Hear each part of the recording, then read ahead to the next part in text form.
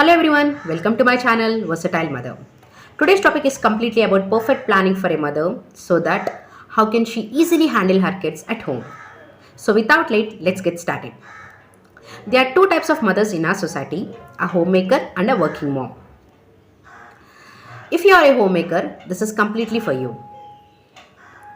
The most and abundant part of a homemaker is she has abundant time in her hands.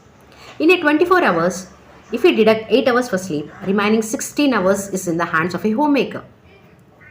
And the point is how you are managing this 16 hours in a day. And out of this 16 hours, how much time are you giving for your kids? What actually a homemaker does, we'll discuss now. Some do's and don'ts. First and foremost thing that each and every mom should have is she should have a habit of getting up early in the morning. A mom who has the habit of getting up early in the morning always sees a productive day in her life. At least try to get up 1 hour before the kids wake up so that in the absence of kids, you can easily and very fastly finish your task, your kitchen area or home responsibilities or whatever it is. So, if you don't have the habit of getting up early in the morning, try to get up early in the morning at least from today because this is the basic step for a perfect planning. And second one is don't ever restrict to one zone. For example, say it like 9 o'clock you have finished the breakfast. Right from 9 o'clock to 1 o'clock, most of the mothers, they just relax till 1 o'clock. At 1 o'clock, hurry burry, they will get up and they will make preparations for the lunch. And again from 2 o'clock to 5 o'clock or 6 o'clock, they will again tend to take rest. And again at 6 o'clock, they will hurry and burry, they will prepare for dinner. It means throughout the day, they are in the kitchen zone itself. So, if you are restricting yourself in the kitchen zone, how can you give your valuable time for your kids? All that I want to say is, don't ever to restrict that kitchen zone throughout the day. Make sure that you have finished your cooking parts or your home responsibilities as early as possible and don't ever go to that zone until tomorrow morning.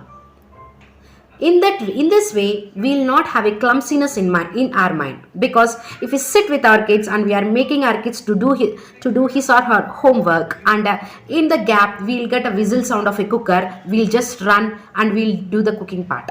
So this is where we'll get a clumsiness and we cannot pay more attention with our kids. What actually a mother does is this. So what I want to say to each and every mom who is a homemaker is do finish your work as early as possible, as fast as possible and make sure you are completely with your kids.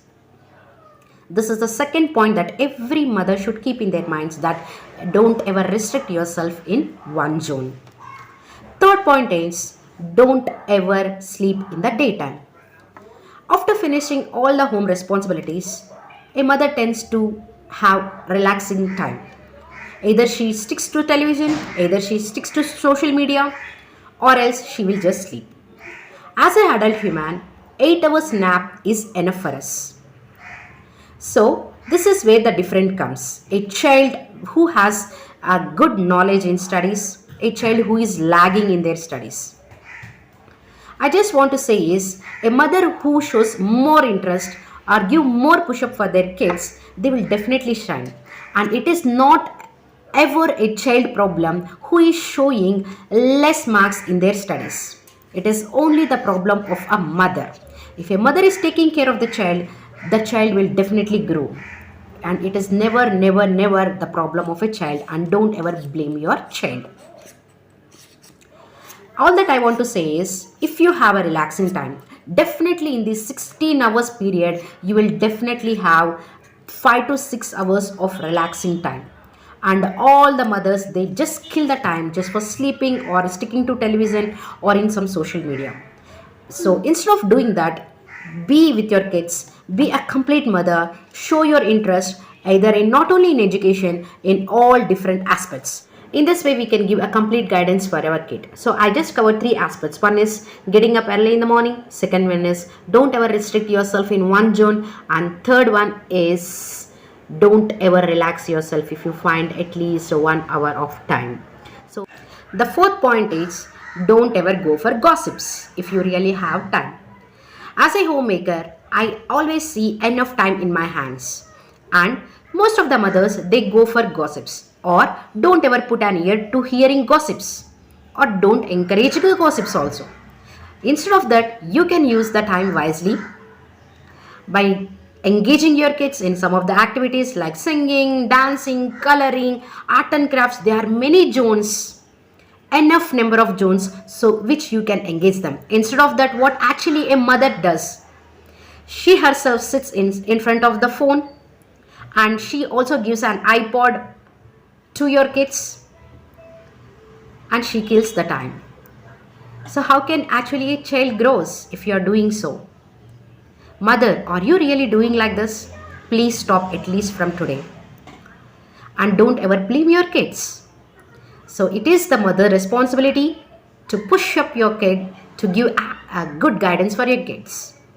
Instead of that, you always complain that I don't have enough time to take care of my kids. These are the 4 ways where a homemaker actually does a mistake and she finds herself in complaining that she is not having enough time in taking care of kids. First one is not getting up early in the morning. Second one is sticking to one zone area. A third one is getting as much as relaxing time for herself. And fourth one is making gossips if she finds enough time. So these are the 4 zones where actually a homemaker does a mistake. I can assure that if you are one among them, any one of these points, please cut short and you will definitely see a change in your child behavior. And coming to the working mom. This is the most challenging part for a working mom because after completing her task in office and coming to the home, she has to do all the home responsibilities apart from the office work. Moreover, this is very hectic part for her. So, but there are some moms who are showing more interest even though they are working also. How come they are managing and how come they are giving their quality time for kids though they are working? Are they sending their kids for tuitions? Are they handing over there to any third person to take care of the studies? If you are doing so, is it good? But other than tuitions, other than a third person, being as a mom, you can guide your child. Because most of the moms nowadays are graduates. Most of them are educates. We can guide our child. How a working mom is guiding their child apart from being a working mom. Let us look. So, in the 24-hour cycle, if 8 hours is deducted for her sleep, 8 hours is deducted for her office work, only 8 hours is in the hands of a working mom. And out of this 8 hours, let us deduct 2 hours for her home activities. Remaining 4 hours is in the hands of a working mom.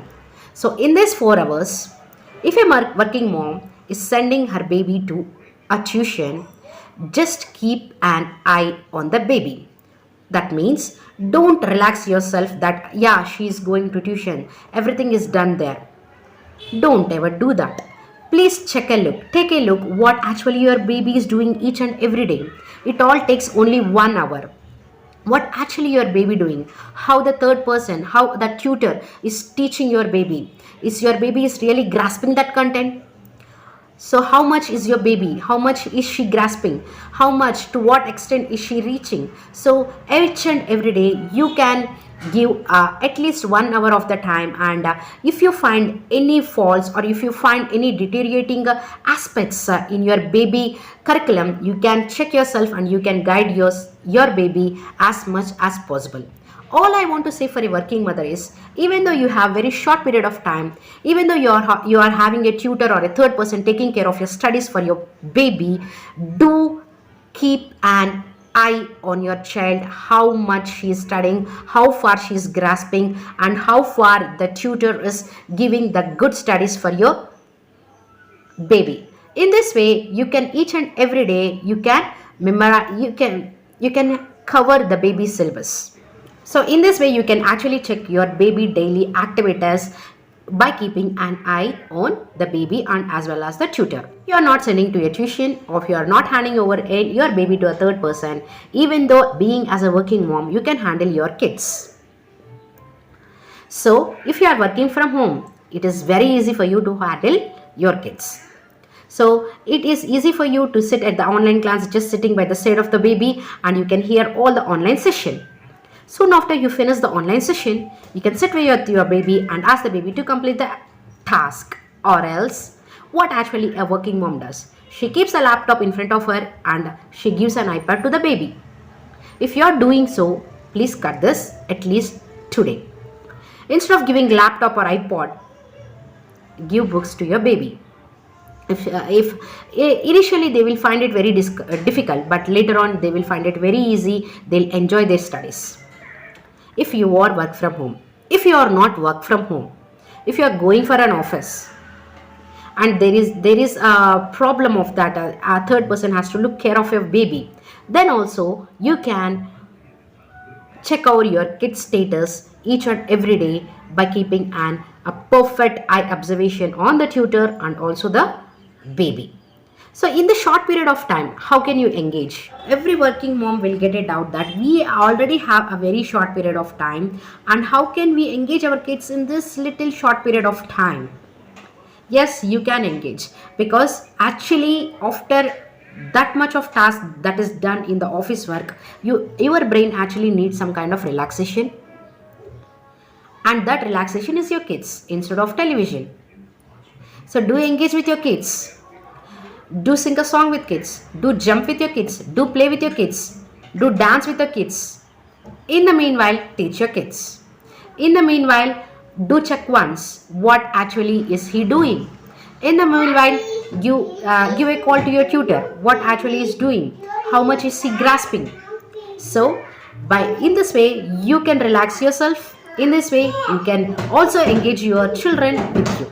The greatest advantage of a mother who is a working mom is a child will be very curious in listening to a mom who is a working mom, because she hardly spends very less time with the child, and the child will be very curious, very interesting in what she says. Even though she sits for 1 hour, that guidance, that what you are giving for that one period of time will be very useful for that kid. Finally, I just want to conclude one thing. Either you are a working mom or a homemaker, you are a mother of a child. You are heartfully, soulfully responsible for your child activities, child behavior, in overall child development. So, make yourself your best time, give the best part of your life, and be a complete mother in giving a perfect guidance for your child. So the first step in handling your kids is a perfect planning for a mother, which ultimately, if you implement this perfect planning, you will definitely see a great change in your child behavior.